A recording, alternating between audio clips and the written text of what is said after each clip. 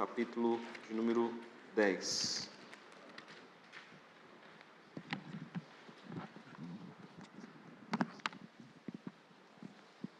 Evangelho de João, que é um evangelho, é um conhecimento bom, né, para nós evangelizarmos.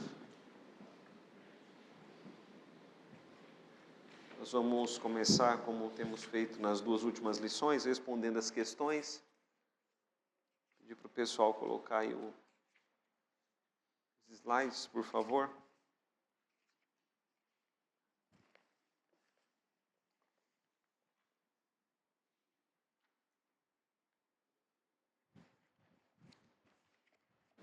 Vamos orar antes, pedir para a Natália fazer uma oração.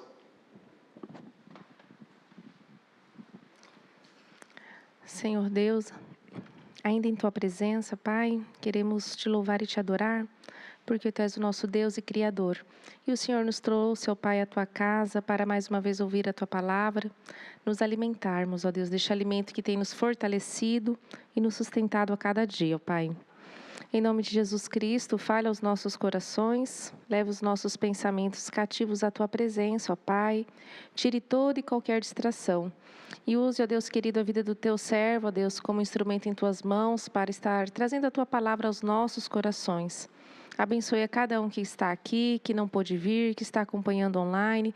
O Espírito Santo de Deus, se faça presente entre nós e fale aos nossos corações. Em nome de Jesus, amém. Amém. Então, meus irmãos, tema da nossa lição, Jesus, o bom pastor. João 10, então no nosso material, né?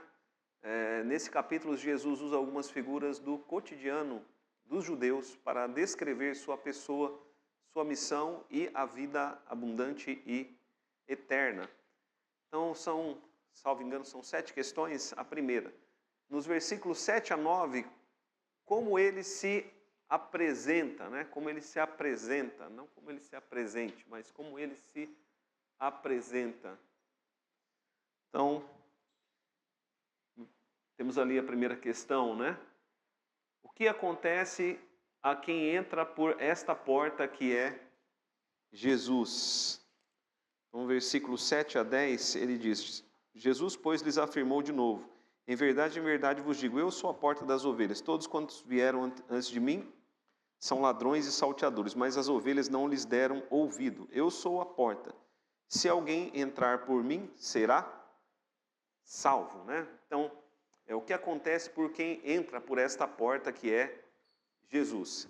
É salvo, né? Jesus está usando aqui uma figura de linguagem para dizer que a pessoa que se encontra com ele passa a receber a salvação.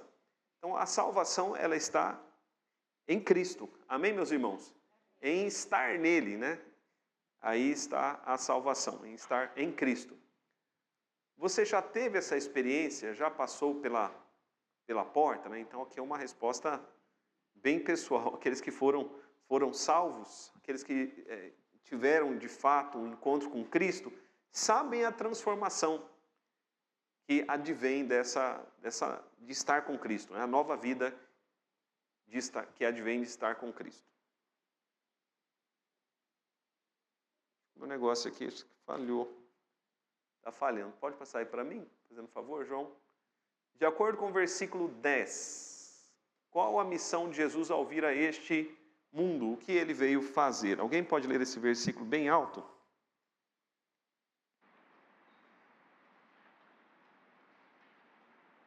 Versículo. Ladrão vem somente para roubar, matar e destruir. Eu vim para que tenham vida e a tenham em abundância. Então, o que Jesus veio fazer, meus irmãos? Ele veio trazer vida, né? Esse é o propósito de Cristo, trazer vida.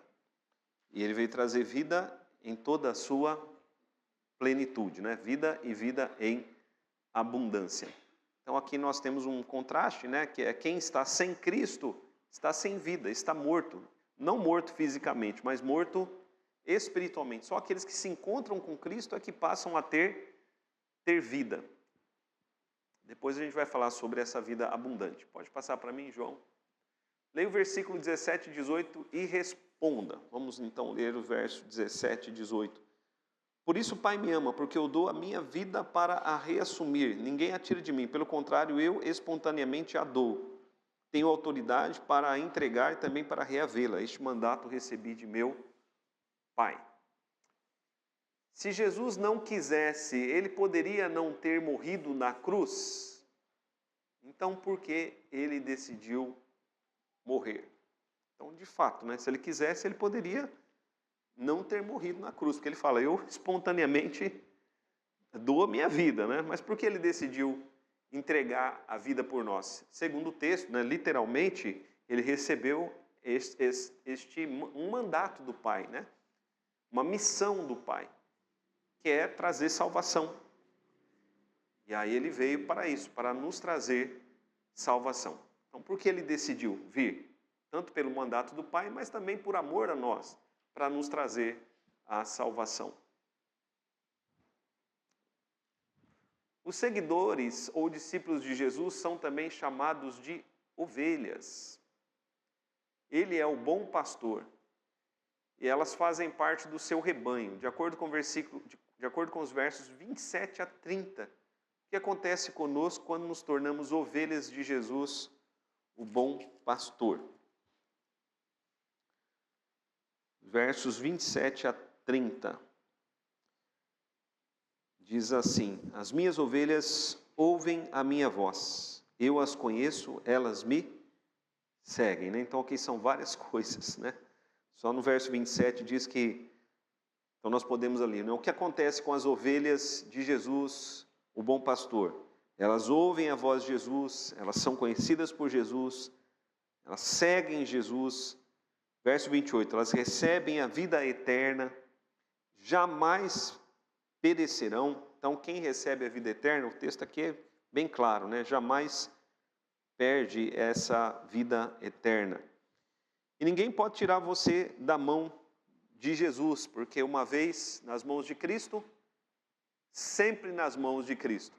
Se dependesse de nós, meus irmãos, nós não temos forças para segurar nas mãos de Cristo. Mas não são as nossas mãos que nos sustentam, é a mão de Cristo que nos sustenta. Vou só ajeitar isso aqui. Imagine quando a gente tem filho pequeno. Você tem um filho bem pequeno e você vai sair com ele na rua. Quem que sustenta quem? Sua mão está se segurando ali na mão da criança. Então não, depende da criança segurar na sua mão ou da sua mão segurar a mão da criança. É a nossa mão que segura a mão da criança, não é? Porque a criança, ela não tem forças para segurar na nossa mão e outra coisa também. Qualquer coisa distrai a criança e a criança... Então é você que está ali firme, segurando a mão da criança. A criança não solta da sua mão porque você está segurando a mão da criança. E assim também Cristo, meus irmãos. Não são as nossas mãos que seguram a mão de Deus, mas é a mão de Deus que segura a nossa mão. Por isso que a gente não perde a salvação. Próximo slide. O 28, né? Leia o verso 28 novamente, destaque e escreva o que Jesus, o bom pastor, graciosamente nos dá. A vida eterna. Ele nos dá a vida eterna. Graciosamente. Pela graça de maneira incondicional. Próximo. Você já pertence ao rebanho de Jesus, o bom pastor? Se você ouve a voz de Jesus, se você segue a Jesus, se você, como diz ali o texto, né? Se você é um discípulo de fato de Jesus, então você pode dizer sim para a sua resposta. Senão, o contrário é não. Próximo slide. Se ainda não gostaria de pertencer a Cristo? Uma resposta bem pessoal, né, meus irmãos? Então vamos lá para João capítulo 10, vamos compreender o texto, faça suas anotações no material, para que você possa depois usar João capítulo 10 para discipular e evangelizar. Jesus, o bom pastor, meus irmãos, do verso 1 a 6, Jesus ele conta uma parábola, mas uma parábola que reflete a realidade deles ali. Eles conheciam bem aquilo que Jesus estava dizendo aqui. Não é bem o nosso contexto, né? A gente viu aí o contexto dos nômades. Bem interessante, né? A forma deles viverem, aqueles que estavam aqui no momento missionário. E reflete um pouco aquilo que diz aqui esse texto. Mas vamos lá. João capítulo 10, do verso 1 a 6, primeiramente, diz assim: em verdade vos digo. Então os irmãos se lembram, né, que essa expressão em verdade significa solenemente. Jesus está falando está trazendo aqui um ensino solene, como sempre são solenes os seus ensinos. Quando Jesus diz, né, em verdade, ele está dizendo, preste atenção, é algo sério, isso traz uma realidade espiritual profunda, é isso que significa em verdade. Em verdade vos digo, o que não entra pela porta no aprisco das ovelhas, mas sobe por outra parte, esse é ladrão e salteador. Aquele, porém, que entra pela porta, esse é o pastor das ovelhas. Para este o porteiro abre, as ovelhas ouvem a sua voz, ele chama pelo nome as suas próprias ovelhas e as conduz para fora. Depois de fazer sair todas as que lhe pertencem, vai adiante delas e elas o seguem, porque lhe reconhecem a voz, mas de modo nenhum seguirão um estranho, antes fugirão dele, porque não conhecem a voz dos estranhos. Jesus lhes propôs esta parábola, mas eles não compreenderam o sentido daquilo que lhes falava. Então imagine, meus irmãos, que naquele tempo, e ainda hoje, né, naquelas regiões, haviam grandes apriscos, não pequenos apriscos, mas grandes apriscos, onde vários pastores levavam ali as suas ovelhas para aquele aprisco grande. E o que acontecia? As ovelhas, elas se misturavam, né? Imagine que eu levo ali a minha ovelha, as minhas ovelhas, outro pastor chega, leva as suas ovelhas, vários pastores colocam as suas ovelhas dentro de um único aprisco, e elas ficam ali todas juntas. Então tem o porteiro que é aquele que é o dono do aprisco. Então ele abre a porta, o pastor, né, os pastores colocam ali as suas ovelhas e as ovelhas ficam ali pastando. No final do dia, quando chega a hora, os pastores vão buscar as suas próprias ovelhas. Só que elas estão todas ali, as ovelhas estão misturadas. Como as ovelhas, como o pastor sabe qual ovelha é sua e qual não é? Ele chama. E as ovelhas, elas vêm, porque elas conhecem a voz do seu pastor. É assim que elas saem do grupo, né? Onde elas estão ali misturadas, e elas são, então, separadas novamente para o seu pastor. Os irmãos estão compreendendo como funciona? Interessante, né? Esse é o contexto aqui do texto. Esse é o contexto do texto. Se você ler o texto novamente depois, você vai perceber que é isso que Jesus está dizendo. Então Jesus está dizendo que, mas tem um ladrão, né? O ladrão, ele não entra pela porta para chamar as ovelhas. Ele vai para um lugar, né, escondido, e procura roubar ali alguma ovelha. Mas Jesus não. Jesus, ele é o bom pastor, ele é o pastor de verdade. Então ele vai pela porta, o porteiro abre a porta para ele chama as suas ovelhas, e aquelas ovelhas que são de Jesus, todas aquelas ovelhas que são de Jesus, vêm até ele porque elas reconhecem a voz de Jesus como pastor e reconhecem que ele é o verdadeiro e bom pastor.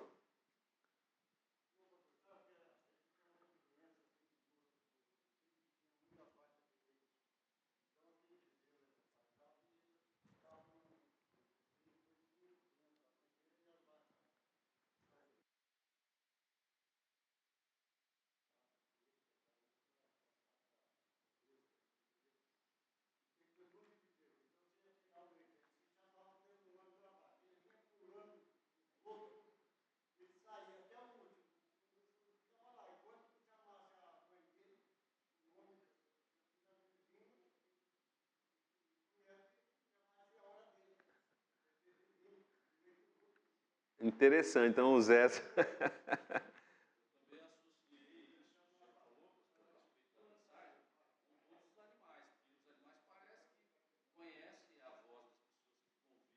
Sim.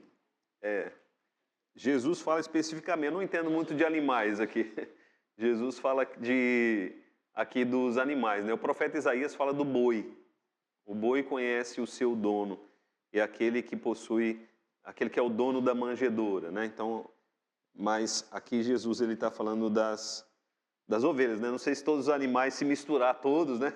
Mas as ovelhas especificamente têm esse comportamento aqui.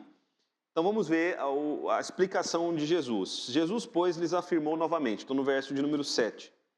Jesus, pois, lhes afirmou de novo: em verdade vos digo, eu sou a porta das ovelhas.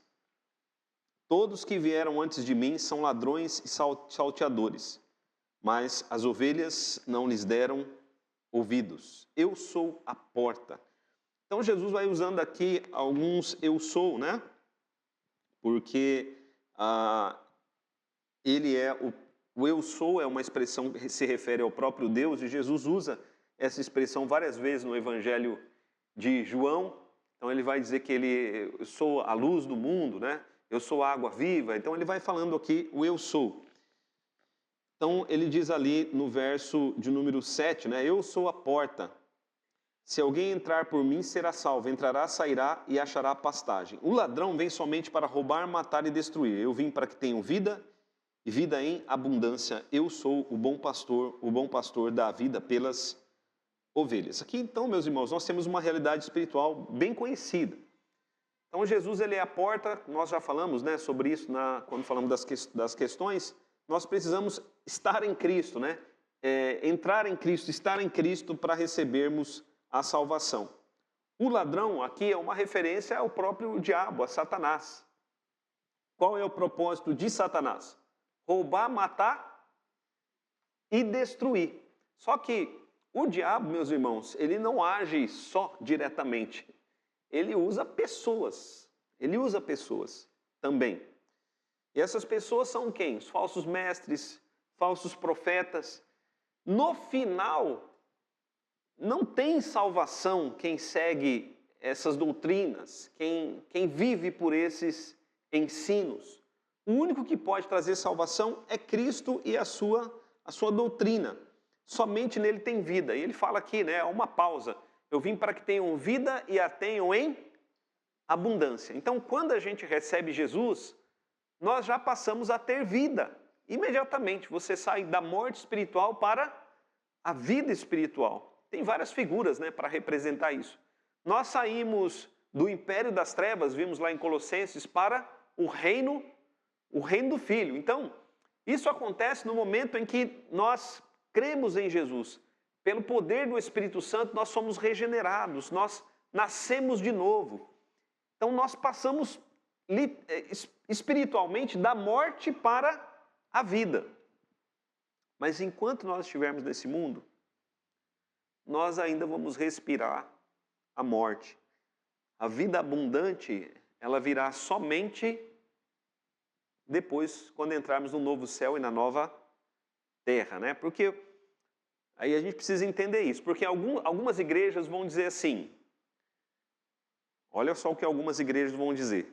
Vão dizer que Jesus veio para trazer vida abundante, então você não pode aceitar enfermidade, não pode aceitar problemas, não pode aceitar nada que seja contrário à vida abundante. Só que, meus irmãos, a vida abundante é algo que nós vamos receber só no novo céu e na nova terra.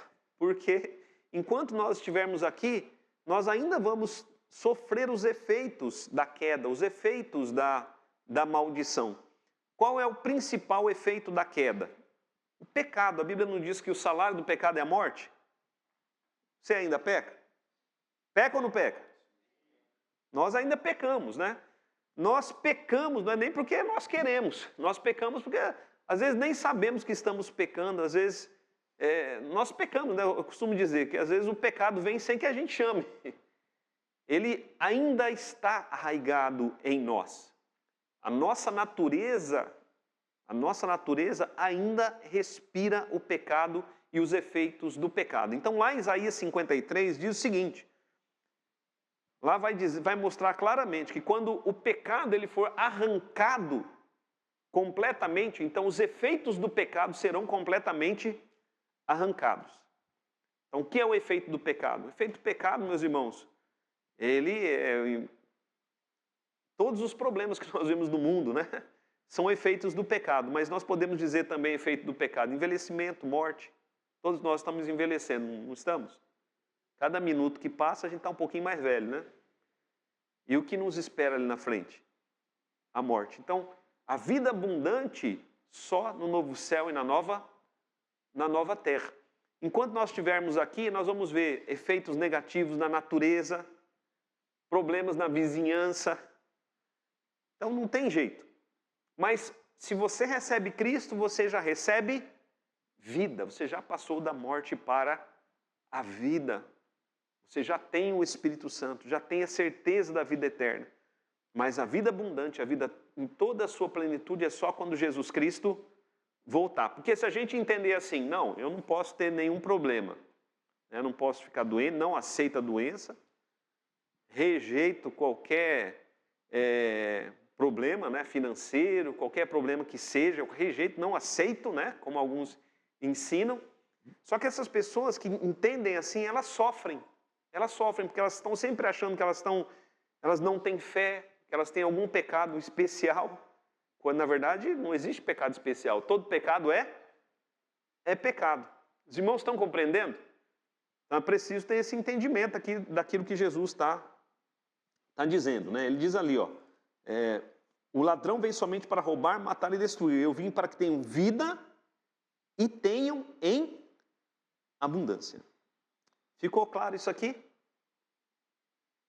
Alguém quer fazer alguma pergunta? Não? Está bem explicado?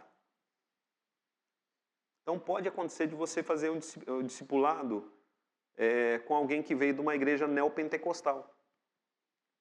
A igreja neopentecostal, ela dá ênfase a essas coisas e ela usa esse texto para dizer isso. Geralmente quem vem da igreja neopentecostal não conhece a Bíblia. Geralmente. Não posso generalizar. Aí você tem que explicar a palavra para ele. Né? Olha aí só, o verso de número 12, Jesus vai dizer, eu sou o bom pastor. O bom pastor dá a vida pelas ovelhas. Isso aqui Cristo ele fez literalmente. Ele morreu na cruz pelas suas ovelhas. Ele morreu na cruz por aqueles que são dele, por aqueles que lhe pertencem. Por isso nós entendemos que Cristo, ao morrer na cruz, ele não estava oferecendo a salvação, simplesmente. Mas ele estava morrendo ali por todas as ovelhas que lhe pertencem, por todas as ovelhas que são dele. Por isso nenhuma se perderá.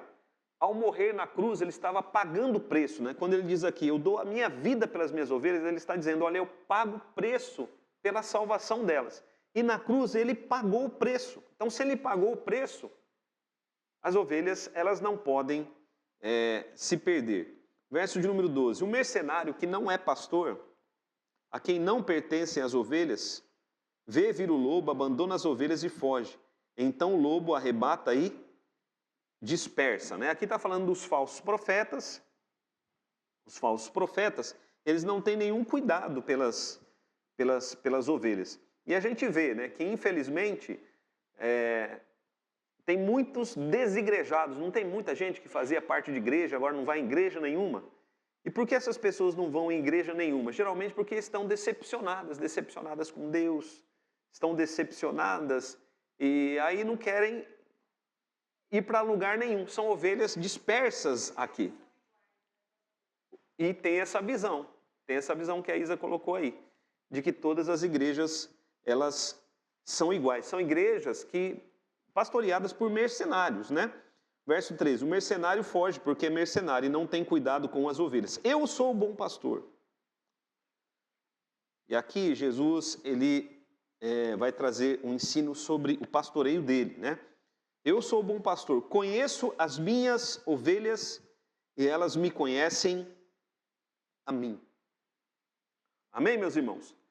Então, todas as ovelhas de Jesus, ele conhece todas as suas ovelhas E as ovelhas de Cristo o conhecem, né? Algumas irão conhecê-lo ainda, mas todos aqueles que são de Cristo, ele sabe. Então imagine, né? Quando Jesus morreu na cruz, ele não morreu na cruz na incerteza, né? Quando ele morreu de que algumas pessoas iriam crer nele, ele sabia por quem ele estava dando a vida. Paulo fala muito claramente sobre isso nas suas epístolas. Ele conhece todas as suas ovelhas. Verso de número 15. Assim como o Pai me conhece a mim, eu conheço o Pai. Dou a minha vida pelas ovelhas. Ainda tenho outras ovelhas, não deste aprisco. Está falando de nós. Das ovelhas dele que estão pelo mundo todo, né? Ainda tem outras ovelhas, não deste aprisco. A mim me convém conduzi-las. Elas ouvirão a minha voz. Então haverá um rebanho e um... Vocês percebem que Jesus ele não fala na incerteza, ele fala com a certeza, com convicção, né? Olha, eu tenho outras ovelhas, elas estão em outros apriscos. Todas elas serão alcançadas. Haverá um rebanho e um pastor. No final, meus irmãos, é tão bonito esse texto, porque no final, Jesus vai reunir todas as suas ovelhas num aprisco só. Então, brasileiros, argentinos, né, israelenses, árabes que se converteram, não importa, todos serão um só em Cristo, um só povo em Cristo Jesus, um só rebanho. Verso 17, por isso o Pai me ama, porque eu dou a minha vida para a reassumir, ninguém a tira de mim, pelo contrário, eu espontaneamente a dou, tenho autoridade para entregar e também para reavê-la. Este mandato recebi de meu Pai. Até aqui, meus irmãos, alguém quer falar algo? Quer fazer alguma colocação?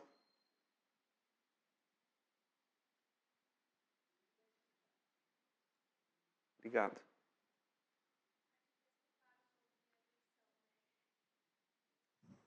Sim. Esse texto é tanto usado para... Ele é um texto muito claro, né, ao falar da eleição, mas ele é um texto claro também, ele é um texto que fala sobre um ponto chamado na teologia de expiação limitada. Expiação limitada. O que significa isso, né? Expiação limitada. Quando Jesus morreu na cruz, ao derramar o seu sangue na cruz, ele poderia ter expiado, ou seja, pagado pelo pecado de todos os homens, de todas as nações, de todos os tempos, de todas as épocas. Ele poderia ter feito isso. Ó, tal pecado seu está pago, né? Independente de você crer em mim ou não, o seu pecado está pago. Ele poderia ter feito isso, porque o sangue dele, meus irmãos, é o sangue divino. O sangue dele tem valor eterno e de proporções infinitas. Então ele poderia ter feito isso. Olha, eu paguei pelo pecado de todos os homens, de todos os tempos, de todas as épocas, de todas as nações, vai todo mundo entrar no céu.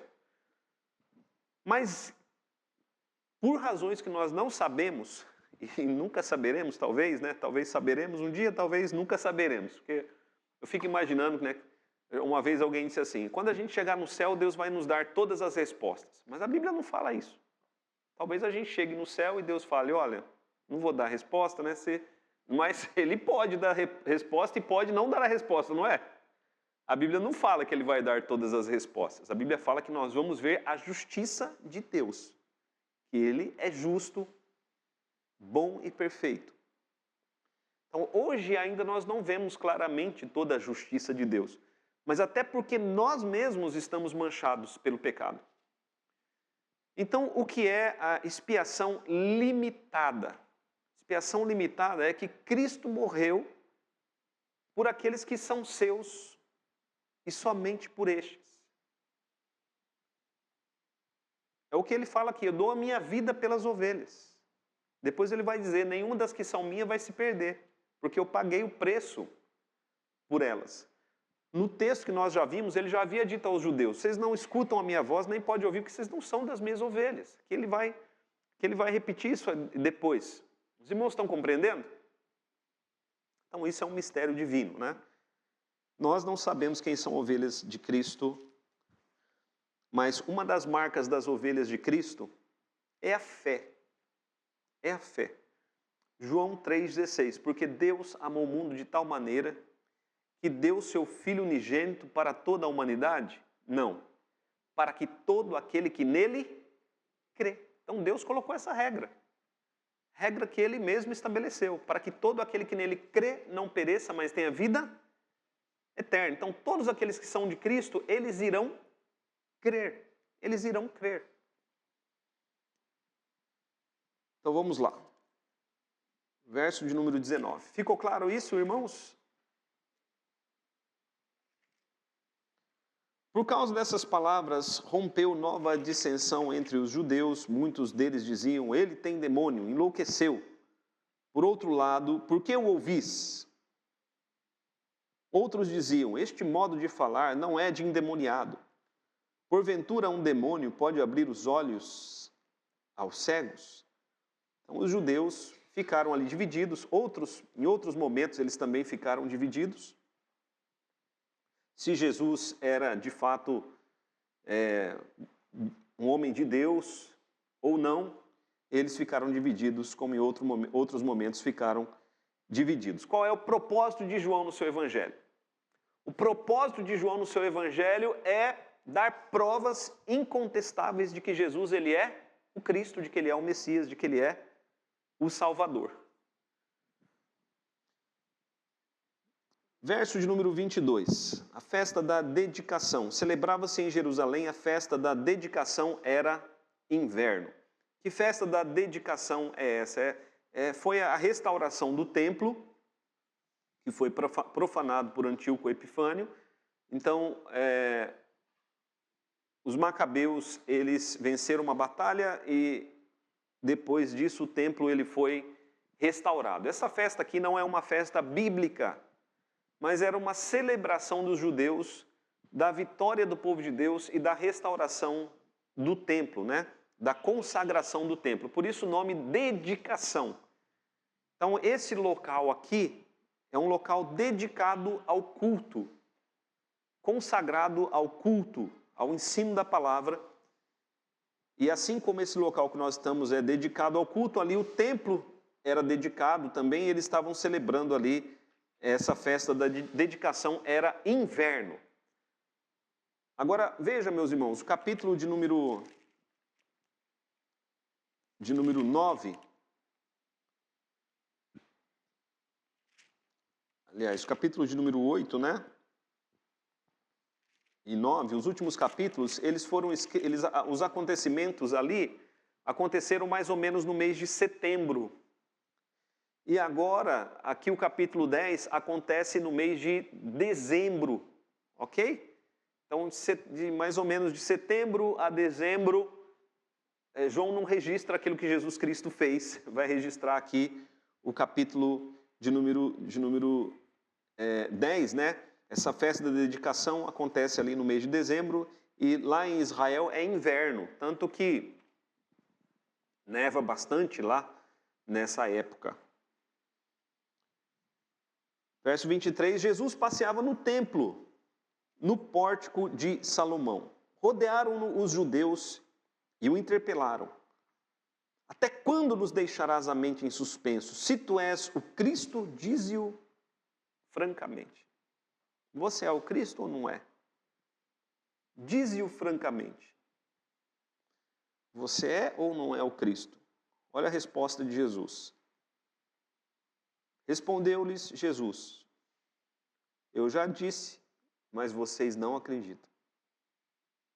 Essa é a resposta de Jesus. Vocês não acreditam. Não é uma questão de ouvir ou de não ouvir. É uma questão de fé. É uma questão de crer. Olha o que Jesus continua dizendo. As obras que eu faço em nome de meu Pai testificam a meu respeito.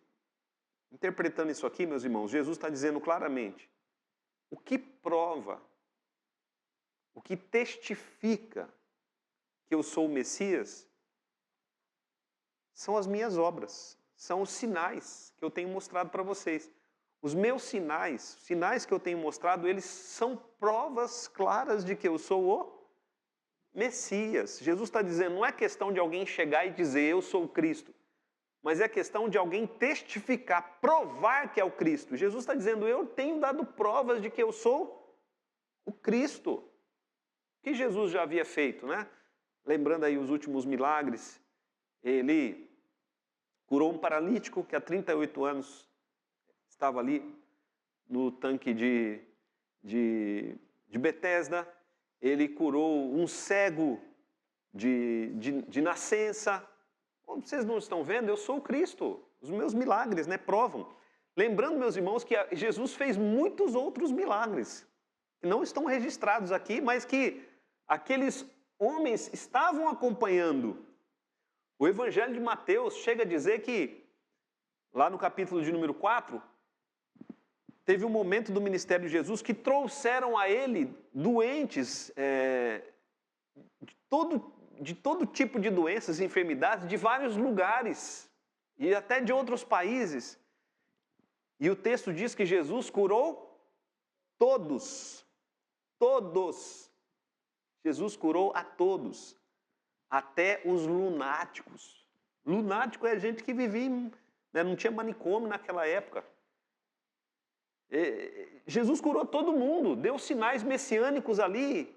João registrou aqui alguns, para que nós creiamos que ele é o Messias, examinando o Antigo Testamento e comparando o Antigo Testamento, aquilo que o Antigo Testamento dizia a respeito do Messias, e comparando com o que Jesus fez, para que nós venhamos a crer que ele é o Messias. Mas João diz, olha, se fossem registrados todos os milagres que ele fez, tudo que ele fez, não caberiam na terra os manuscritos. Então, meus irmãos, Jesus está dizendo, olha, eu não tenho dado prova suficiente que eu sou o Messias? Vocês precisam perguntar se eu sou o Cristo? Vejam o que eu estou fazendo. Versículo 26. Mas vocês não creem, por que não creem? Mas vocês não creem porque não são das minhas ovelhas. Então Jesus aqui nos mostra a raiz da incredulidade deles. O apóstolo Paulo vai dizer que a fé que temos, a fé é salvadora. A fé é salvadora. Porque, meus irmãos, todo mundo tem fé. Todo mundo tem fé. Se você sair na rua e perguntar para uma pessoa, você tem fé? A pessoa vai dizer, eu tenho fé. Todo mundo tem fé. Todo mundo tem fé. Né? A pessoa que acredita em figa, né? Figa da sorte, ela tem fé. Você vai passar aí na frente de vários comércios, tem o que lá? Um monte de espada de São Jorge, né? Eu não tenho nenhum problema você ter espada de São Jorge, viu, meus irmãos? É uma planta que Deus que fez. Mas o problema está quando a gente usa a planta para uma superstição. Uma vez eu fui na casa de um crente, a pessoa falou assim, pastor, eu tenho uma planta de São Jorge aí na frente da minha casa, mas é porque eu gosto, tá? Não tem problema nenhum, mas se você gosta, acha bonito, você pode deixar no lugar que você quiser. Inclusive na frente da sua casa. Mas muitas pessoas usam isso para proteger, né? Para superstição. Aí, o que acontece? Essas pessoas têm fé ou não têm? Têm fé. É uma fé supersticiosa, mas elas têm fé. A superstição não tem valor nenhum, mas ela pode ser caracterizada como fé.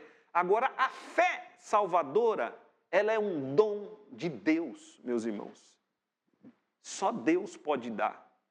E o apóstolo Paulo diz que Deus dá essa fé para aqueles que, de fato, irão crer.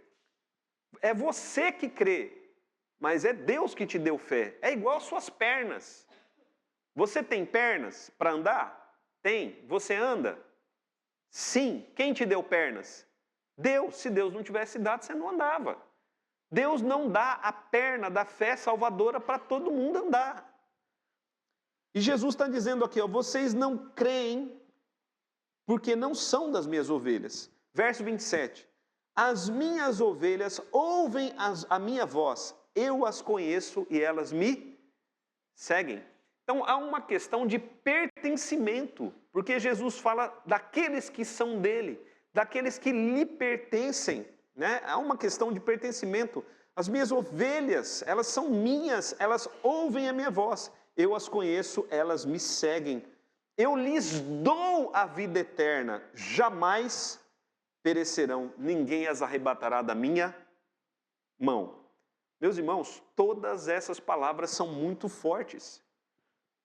Jesus não está dizendo, eu ofereço a vida eterna, mas ele está dizendo, eu dou a vida eterna. É diferente. Ele não está dizendo, olha, as minhas ovelhas, né, elas jamais perecerão. Ninguém as tirará das minhas mãos. Já dei aqui o exemplo da mão.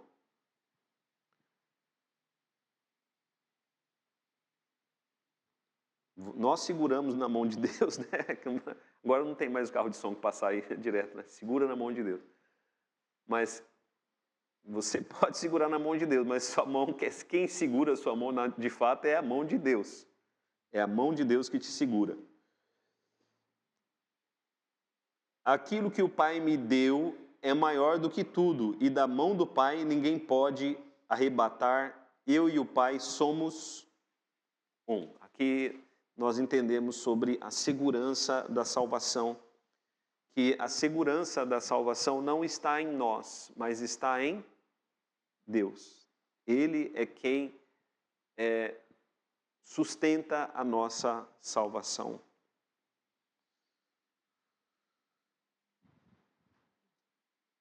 Os judeus pegaram em pedras para atirarem em Jesus. Verso 31. Disse Jesus, tenho mostrado muitas obras da parte do Pai. Por qual delas vocês me apedrejam? Responderam-lhe os judeus, não é por obra boa que te apedrejamos, e sim por causa da blasfêmia. Pois sendo tu homem, te fazes Deus a ti mesmo. Porque Jesus disse, eu e o Pai somos um. E Jesus, meus irmãos, várias vezes ele se fez Deus. Mas é porque ele era o próprio Deus. Várias vezes ele recebe adoração. E o judeu, ele não se dobra diante de ninguém. Não se dobra. Só se dobra diante de Deus. Nós temos vários exemplos, né, na Escritura. Os irmãos se lembram lá de Mordecai. Aquele que criou a Esther, a rainha Esther. Fizeram uma forca para ele. Por quê? Porque ele não se curvava diante de ninguém. Os irmãos se lembram de Mesaque, Sadraque e Abdinego, né? Quando Nabucodonosor fez lá a sua grande estátua. Quando era trocado o som, todos de todas as nações se curvavam, mas lá, inclusive os judeus se curvavam. Mas Mesaque, Sadraque e Abdinego não se curvavam. Não se curvavam. Mas as pessoas, quando elas adoravam, a Bíblia é clara, né? O Novo Testamento é claro, Jesus ele era adorado. Então ele se fazia Deus a si mesmo porque ele era o próprio Deus. Ele era o cumprimento da profecia de Isaías. Ele é o Emanuel, o Deus entre nós, Deus conosco.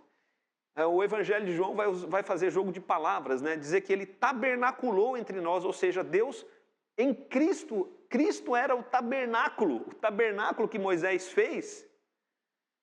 Cristo substitui esse tabernáculo. Ele é Deus entre nós. Ele é o Deus vivo entre nós. Por isso os judeus pegaram em pedra para apedrejá-lo. E olha a resposta de Jesus, que aqui é uma resposta de difícil interpretação. Replicou-lhes Jesus, verso 34. Não está escrito na vossa lei, eu disse, sois deuses. Se ele chamou deuses àqueles a quem foi dirigida a palavra de Deus, e a Escritura não pode falhar, então daquele a quem o Pai santificou e enviou ao mundo, dizeis, tu blasfemas, porque declarei, sou filho de Deus. Então, quando diz ali, né? verso de número 34. Não está escrito na vossa lei, eu disse, sois deuses, é uma referência ao Salmo 82. O Salmo 82. Salmo 82 vai falar a respeito dos juízes de Israel.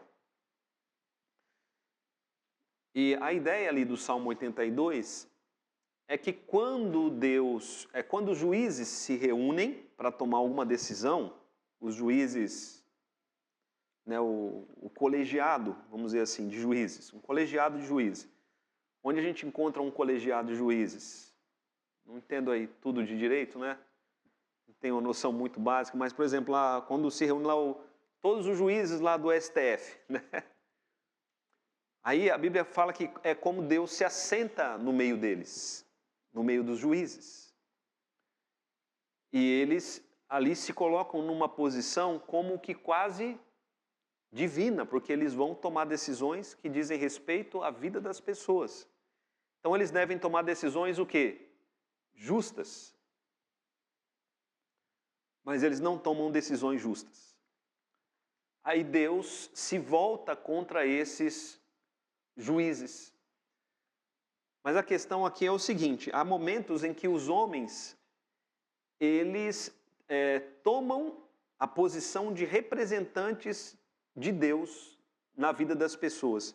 E por isso eles são chamados, vamos dizer assim, deuses. Os irmãos estão entendendo?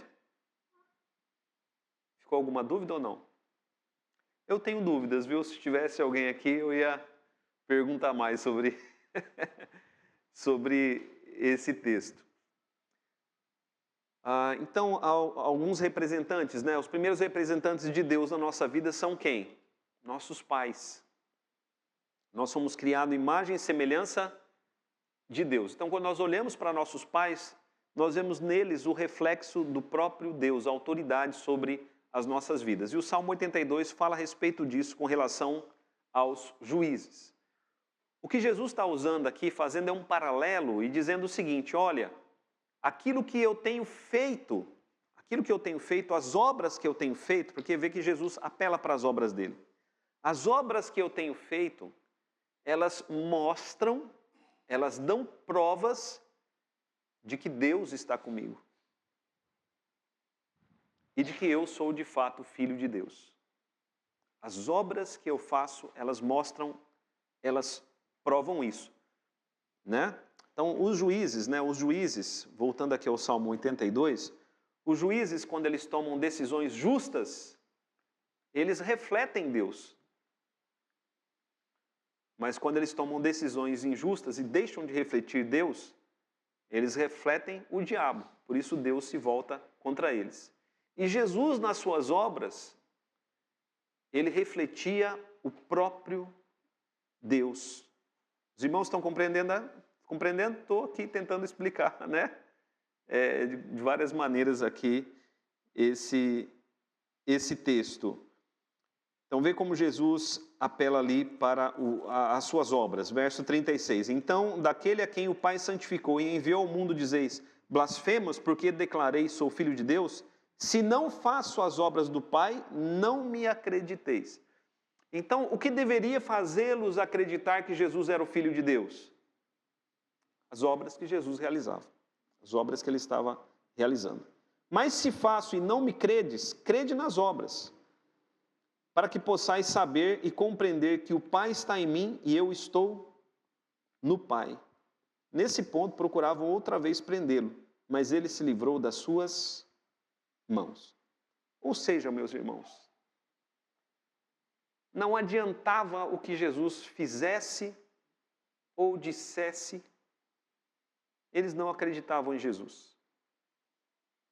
Os irmãos percebem isso no Evangelho de João?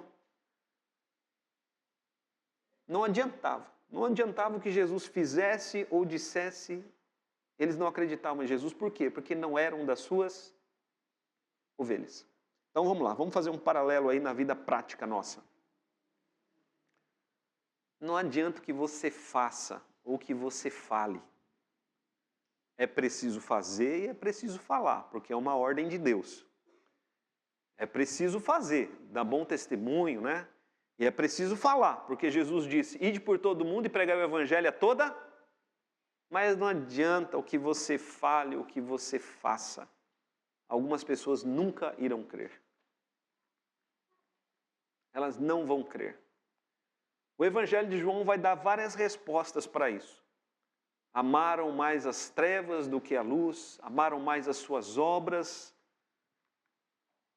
Mas a razão aqui também é uma questão de fé. Essas pessoas, como diz o Evangelho de Isaías, ainda que vendo, não veem, ainda que ouvindo, não ouvem. Elas veem, mas não creem.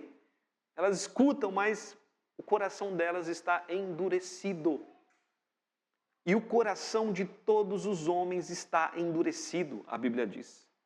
A Bíblia fala que a menos que Deus intervenha, Isaías 64, se fendesses os céus e descesses, a menos que Deus intervenha no coração e Deus tire lá do coração, o coração de pedra e coloque um coração de carne, a menos que Deus venha e faça esse transplante, o homem jamais se demoverá dos seus pecados e da sua incredulidade. É por isso que a nossa batalha não é uma batalha só de argumentação. A gente também argumenta, mas a nossa batalha é uma batalha de oração. Porque nós buscamos, meus irmãos, não convencer as pessoas, mas buscamos no nosso convencimento que Deus intervenha no coração do homem. Os irmãos estão compreendendo? É mais do que uma questão externa, é uma questão interna. Nós agimos externamente, mas Deus age internamente. E aí é só Ele que pode agir. Verso de número 40. Novamente se retirou para além do Jordão, para o lugar onde João batizava no princípio, e ali permaneceu. Iam muitos ter com ele e diziam, realmente João não fez nenhum milagre, né? João não fez nenhum sinal. Porém, tudo quanto disse a respeito deste era verdade. E muitos ali creram nele. Semana que vem, meus irmãos, nós vamos ver, com a graça e com a permissão de Deus, o capítulo de número 11. O capítulo de número 11, ele é, assim, um dos mais importantes, né, do Evangelho de João. Leia o seu material, faça várias anotações.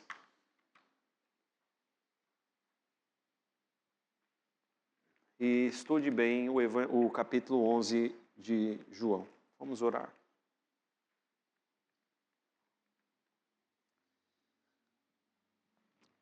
Senhor nosso Deus, nós estamos estudando esse evangelho tão precioso que é o Evangelho de João. Temos procurado, Pai, compreendê-lo para podermos, Pai, pregá-lo, para podermos anunciar o Evangelho a outras pessoas. Como vamos pregar o Evangelho se não temos conhecimento dele? Então, Pai, estamos buscando esse conhecimento. Estamos, ó Deus, nos pegando as ferramentas para podermos proclamar sobre Jesus. E pedimos, Pai, em nome de Jesus, que o Senhor nos dê entendimento e fé. Que o Senhor nos dê essa vida espiritual, que nós possamos ir crescendo em caminho à vida abundante. É a oração que nós fazemos em nome de Jesus. Amém.